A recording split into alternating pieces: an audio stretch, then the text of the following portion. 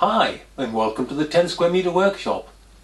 I've made quite a few videos in this workshop, over 80 by my count, but I've never talked about the workshop itself, how I built it, and I have some unconventional views on that.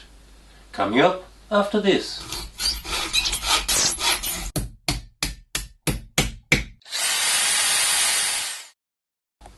Of course, the first thing to start with is the foundations. And because I have some machine tools, I wanted a solid base, a reinforced concrete base, about 120mm thick. I started with a shallow hole in the ground. Into this I built a perimeter wall of brick and block with very shallow foundations. Here you can see it in construction. Over this is laid a damp-proof membrane.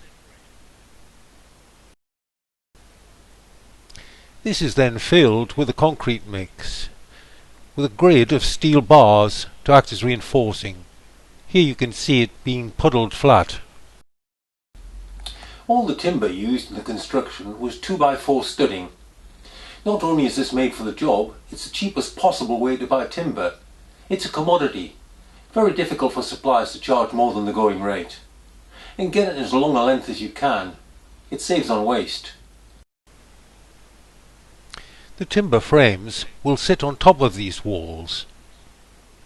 Because the frame is the same thickness as the wall, when it comes to the cladding, both inside and out, it can overlap the inside of the wall and then on the outside of the wall, so it snugly holds onto the wall. No other fixing is needed. While the base was setting, the four walls were made lying flat on the ground. It's much easier to align them this way. When complete, they were raised and joined together, fitting on top of the wall. Don't worry about that gate being in the wrong place. It was going to get moved anyway.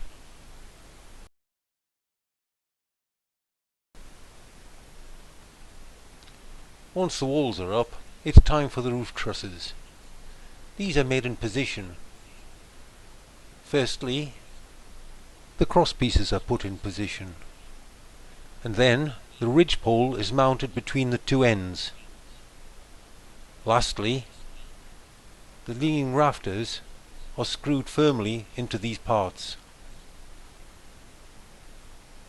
And that is all that is needed, as you can see here.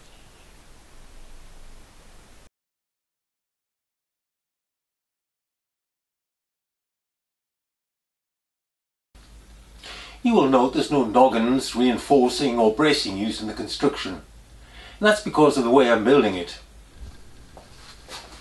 The entire workshop is lined with 1/2-inch ply. And the outside is covered in shiplap. The result is a torsion box structure, which is very strong and rigid and needs no other bracing. You will note there is no eaves formed. They are an unnecessary complication. When the roof sheets overlap by about 75mm, that is more than enough room to fit gutters. The underfelt falls back under and is trapped by the cladding, making it all waterproof. As you can see, the internal cladding was done first.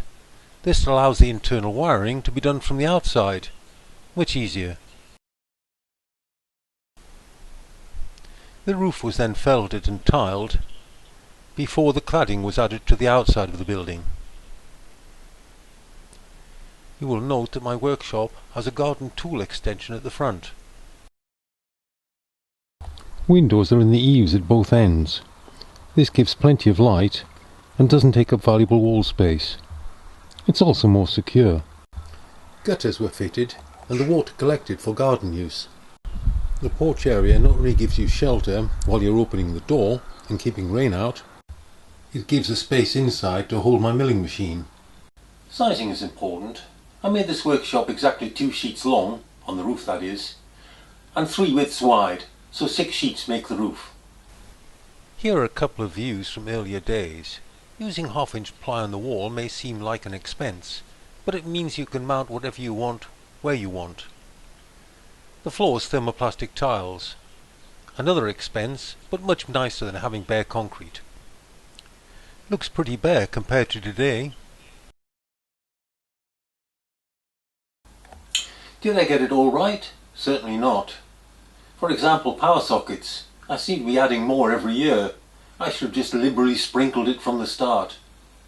But hey, in most things it suits me well. Hope you found this interesting. Don't forget to subscribe, and I'll see you next time. Bye for now.